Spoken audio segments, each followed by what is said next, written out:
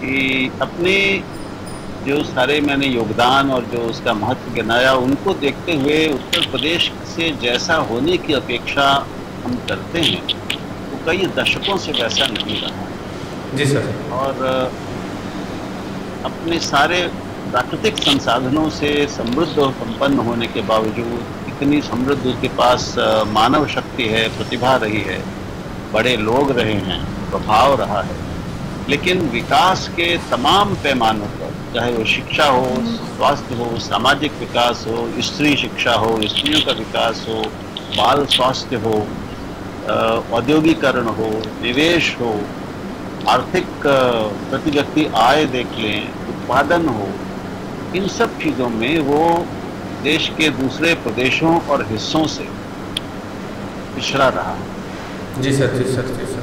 और जो उसकी संभावनाएं आज भी हैं, पहले हमेशा से रही हैं, कहूँगा कि पिछले 5-6 दशकों से 7 दशकों में हमेशा ही सही रही है, क्योंकि प्रदेश ही इतना उर्वर और संपन्न प्रदेश है, प्रतिभा संपन्न है।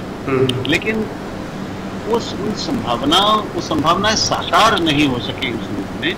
और जब हम देश के पिछड़े हुए प्रदेशों की तुलना करते हैं, गिनती करते हैं, एक सूची बनती है, तो उसमें सबसे पहले आता है बिहार और दूसरे स्थान पर हमेशा उत्तर प्रदेश है, विकास के तमाम जो पैमाने हैं। जी सर, जी सर। तो ये बहुत मैं समझता हूँ कि हम सबके लिए दुर्भाग्यपूर्ण और स्थिति तो है, ये दुख की भी है, और हम सबको इसकी तकलीफ होनी चाहिए।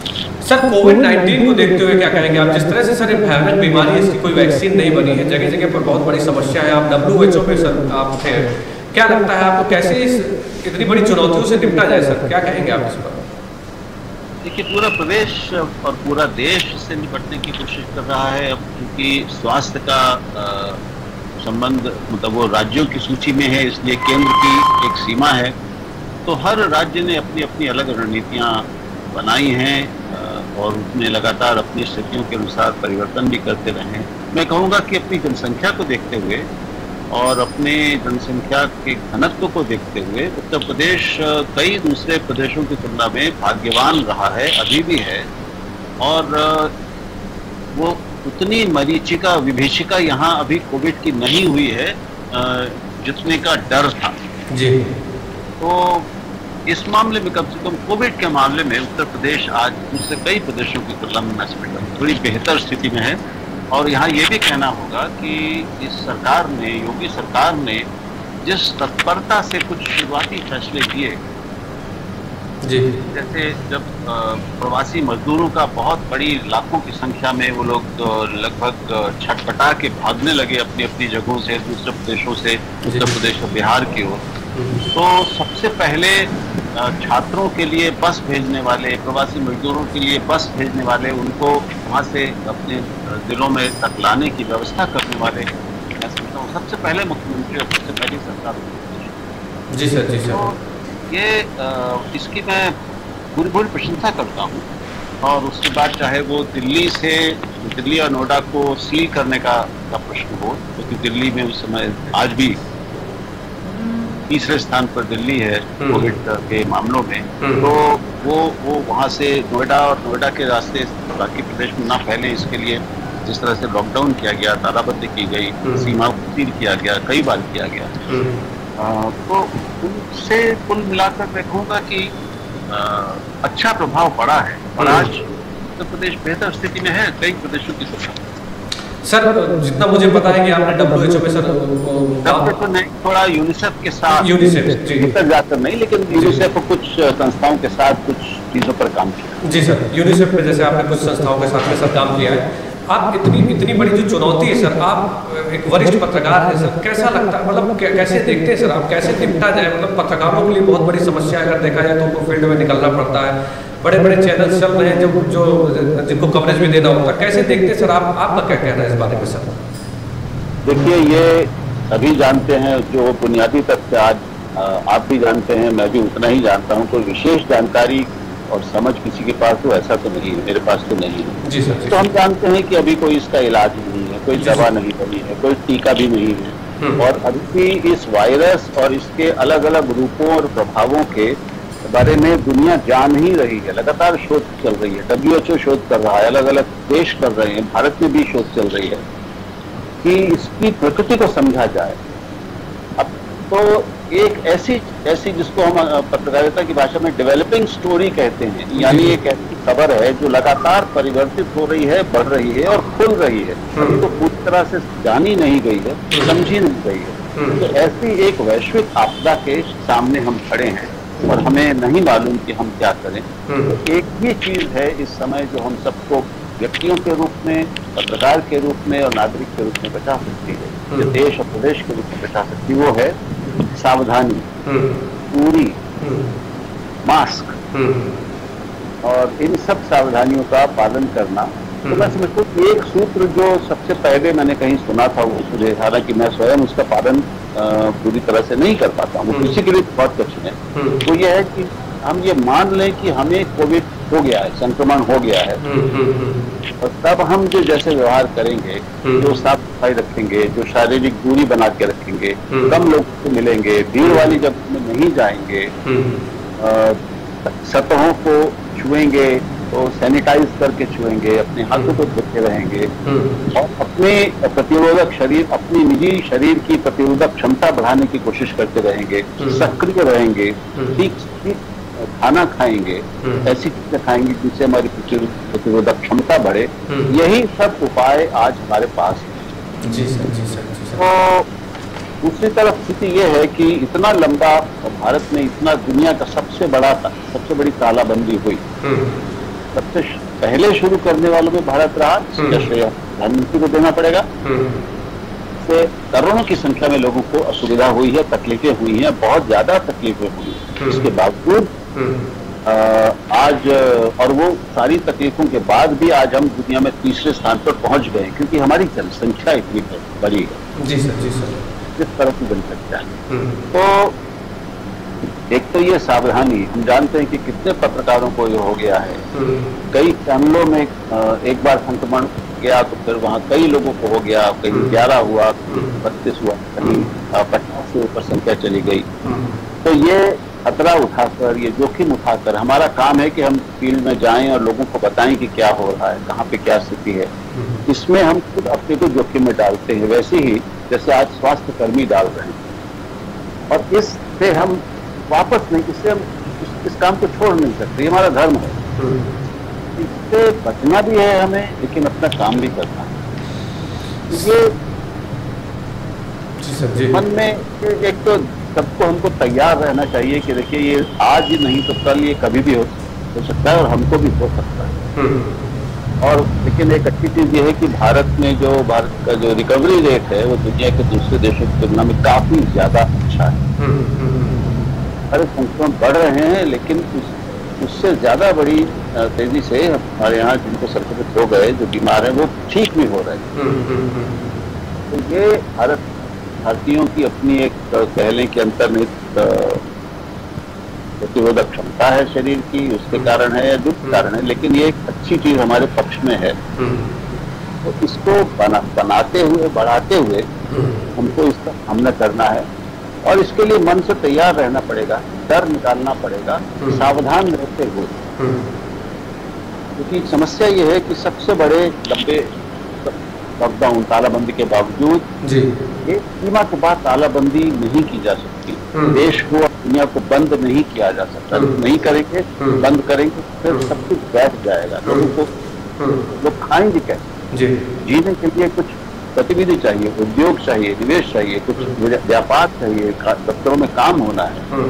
तो आर्थिक गतिविधियां शुरू नहीं होंगी तो हम बिल्कुल गरीबी और मंदी में डूब जाएंगे, बर्बाद हो जाएंगे। इसलिए हर दुनिया भर में हर देश को अपनी अर्थव्यवस्थाओं को और अपने आप को खोलना पड़ रहा, खतरा जानते हुए, जोखिम जानते हुए। तो हमें आर्थिक और सभी तरह की गतिविधियों को धीरे धीरे खोलना भी है, वो मजबूरी है, लेकिन अपने को बचाना भी है, वो भी जरूरी है। तो इन दो जरूरी युगों के बीच में हमको अपना काम करना है और जीना है। जी सर, तो सर आगे बात अगर आप इजाज़त दें तो हिंदी की कर लेते हैं बातचीत, क्योंकि मैं जब भी आपके साथ बैठता था तो आप मुझे टोकते थे। मुझे आज वो दिन याद आ रहा जब मैं कुछ इंग्लिश शब्द का इस्तेमाल कर देता था, जैसे हैंडल पैंडल कुछ बोल देता, तो आप मुझसे कहते थे कि हिंदी में ज़्यादा से ज़्यादा बोलने की कोशिश करो।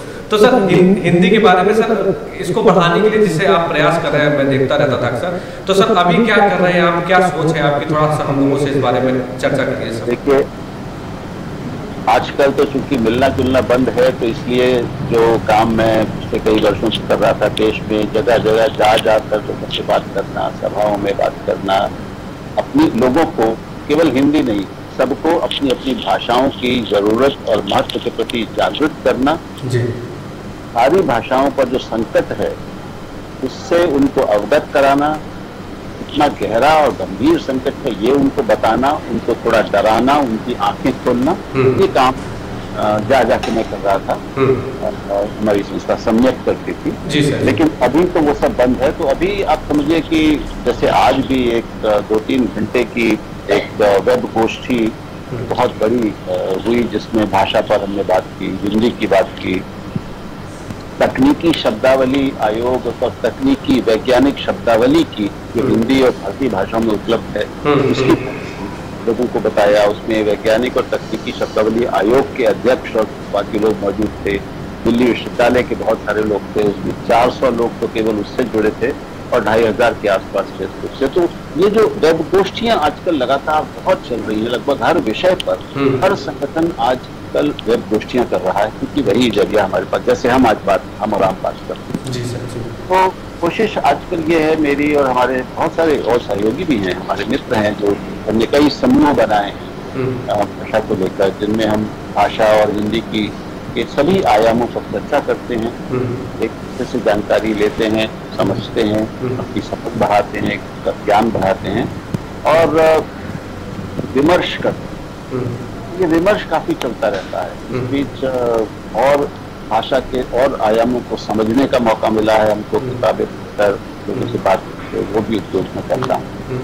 कोशिश ये है कि अधिक से अधिक लोगों तक पहुंचकर उनको अपनी भाषाओं के प्रति संवेदित करना, जागरूक करना, एक तरह के एक संकल्प से भरना। क्योंकि अगर आज हम और आप और हमारी ये जो 2 पीढ़ियों का समय हमारी सारी भारतीय भाषाओं के पास है, अगर इस 2 पीढ़ियों में हमने कुछ बड़ा करके नहीं संभाला स्थिति को, अंग्रेजी का हम सब के दिलो दिमाग पर कब्जा ऐसे ही बढ़ता रहा।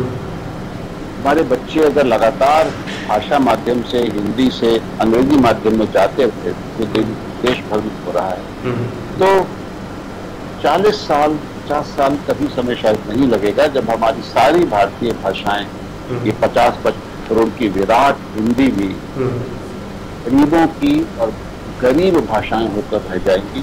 उनकी सारी विविधता, उनकी शक्ति, उनकी प्रतिभा, उनकी शक्ति, ये सब हाशिए पर हो जाएंगी, वो हाशिए की भाषाएं हो जाएंगी। शायद ऐसा भारत बन जाएगा जो भारत नहीं होगा, इंडिया होगा, और वहाँ पर सारा गंभीर काम अंग्रेजी में हो रहा होगा। अगर ऐसा हुआ, जैसा होता लग रहा है, तो सारी भारतीय सभ्यता के जीवन के आगे, अस्तित्व के आगे एक बहुत बड़ा प्रश्न हो जाएगा कि कोई भी सभ्यता और संस्कृति अपनी भाषा के बिना नहीं आगे। सर जब एक हम किसी भाषा को अपना लेते हैं, और जैसे हम देख रहे हैं, तुमने भी देखा होगा कि हम सबके नीति व्यवहार में और शब्दकोश में धीरे धीरे अंग्रेजी के शब्द ऐसे आ गए हैं कि अब हमारे मुंह से पिता नहीं फादर निकलता है। राइट सर, जी जी सर, जी सर, निकलता है, जी सही सर, नहीं फ्रेंड निकलता है, भाई नहीं ब्रदर निकलता है, बहन नहीं सिस्टर निकलता है। ये भयानक है। तो आप सोचिए कि हमारे अपने दिलो दिमाग पे अंग्रेजी कहाँ तक भीतर बैठ गई कि हमारे जो सबसे कीमती रिश्ते हैं, हम उनमें भी अपने परिचित सरल शब्दों का इस्तेमाल नहीं कर रहे। तो हमारे बच्चे कैसे करेंगे? हम अगर अपने बच्चों को सिखाएंगे, बेटा फिंगर डर्टी मत करो, नोज फिंगर मत डालो, हैंड वॉश करो, माउथ वॉश करो, तो फिर वो हिंदी कैसे जानेगी? ये बहुत गंभीर संकट है। इसलिए हमें आज जगने की जरूरत है, और इसमें बहुत बड़ी भूमिका मीडिया की। जी सर जी। अखबारों की और चैनलों की कि हमारा ही ये काम है कि हम इस तरह की चीजों को, चेतना को, जागरूकता को लोगों को फैलाएं, लोगों को सचेत करें, लोगों को जगाएं और उनको विचार विमर्श में शामिल करें। सर उत्तर प्रदेश में अवधी भाषा का बहुत महत्वपूर्ण स्थान है सर, कैसे देखते हैं अवधी भाषा के बारे में? सर एक बार मेरी आपसे बातचीत हुई थी, अवधी भाषा के बारे में क्या सोचते हैं सर आप? अवधी तो मैं तो स्वयं चूंकि लखनऊ का हूँ इसलिए अवध क्षेत्र का हूँ, कि शहर में रहा और गांव से संबंध नहीं रहा, इसलिए अवधी बहुत प्रिय होने के बावजूद तो ठीक से बोल नहीं पाता हूँ, थोड़ी थोड़ी कोशिश करता हूँ। जी जी जी। तो अवधी मैं समझता हूँ कि हिंदी की जो सर्वाधिक शक्तिशाली और समृद्ध सहभाषाएं हैं, अक्सर वो मातृभाषाएं हैं हिंदी की, उस हिंदी की जो हमारा बोल रहे हैं, ब्रज भाषा और अवधी, उनमें एक अवधी है जिस भाषा के पास रामचरितमानस है जी, उसको तो विश्व की समृद्धतम भाषाओं में ही गिना जा सकता है। लेकिन जो सब भाषाओं के साथ हो रहा है, जब ये आपकी हिंदी नहीं ठीक से टिक पा रही है अंग्रेजी के खतरे के सामने, तो अवधी और भोजपुरी और ब्रज और मगही और मैथिली और रज्जिका आदि, ये जो हमारी चाहे वो राजस्थानी हो, हाड़ौती हो, कुमाऊनी हो, गढ़वाली हो, ये सब संकट में। और कई बार अभी जिस तरह से एक शहरीकरण बढ़ रहा है, हमारे बुजुर्ग, हमारे माता पिता गांव से शहर में आए, आज हमारे बच्चे और हम और आप शहरों से महानगर में आ रहे हैं। उसी तरह हमारे बच्चों की जीवन शैली भी बदल रही है, हमारे साथ हमारी भी बदल रही है। अब देखें कि हम अभी देखेंगे अपने जीवन में कि हमारी भाषा भी, हमारे तौर तरीके भी, हमारी सोच भी धीरे धीरे क्यों बदल रही है। तो कई जगह हम पाते हैं कि जैसे अंग्रेजी से हम आक्रांत हैं, कई बार ये जो हिंदी का आकर्षण, हिंदी की व्याप्ति है, उससे हिंदी की ये जो भाषाएं हैं, सहभाषाएं हैं, वो भी प्रभावित हो रही है। तो बहुत जरूरी है ये बात कि हम हिंदी में सब कुछ काम करें, हिंदी पढ़ें लिखें, वो ठीक है, लेकिन हमें अपनी अपनी बोलियों में, अपनी सहभाषाओं में, यानी अवधी में, भोजपुरी में, ब्रज में, उनमें भी पढ़ते रहना चाहिए और उनमें लिखना चाहिए, उसमें लेखन बढ़ना चाहिए। और हमारी चुनौती ये है कि हम क्या अवधी में केवल साहित्य ही नहीं, साहित्य अवधि में लिखा जा रहा है, अवधि में कहानियां लिखी जा रही हैं, अवधि में कविताएं लिखी जा रही हैं, शायद नाटक भी लिखे जा रहे हैं, लेकिन वो मात्रा में भी कम है, इसको पढ़ना चाहिए। लेकिन उससे भी आगे बड़ी चुनौती यह है कि अवधि में हर भाषाओं की तरह उसमें ज्ञान सामग्री का निर्माण भी होना चाहिए। यानी उसमें हम अर्थशास्त्र में बात कर सके, हम राजनीति शास्त्र में बात कर सके, हम समाज शास्त्र में बात कर सकें, हम भौतिकी और जीव विज्ञान में भी अवधि में बच्चों को पढ़ा सके गाँव में, ये होना चाहिए। ये सरकारों का काम है, लेकिन इसमें हम और आप नागरिक के रूप में और सरकारों के रूप में एक भूमिका निभा सकते हैं।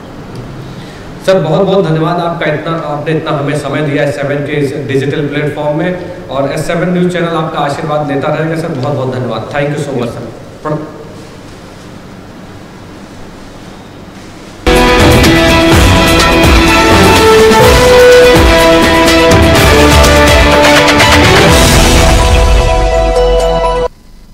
देश के लिए ये एक महत्वपूर्ण और उसको सशक्त करने वाला, उसको विकसित करने वाला एक ऐसा मंच बने जो इसके योगदान याद किया जाए। बहुत बहुत शुक्रिया। धन्यवाद सर, प्रणाम सर, धन्यवाद सर, धन्यवाद।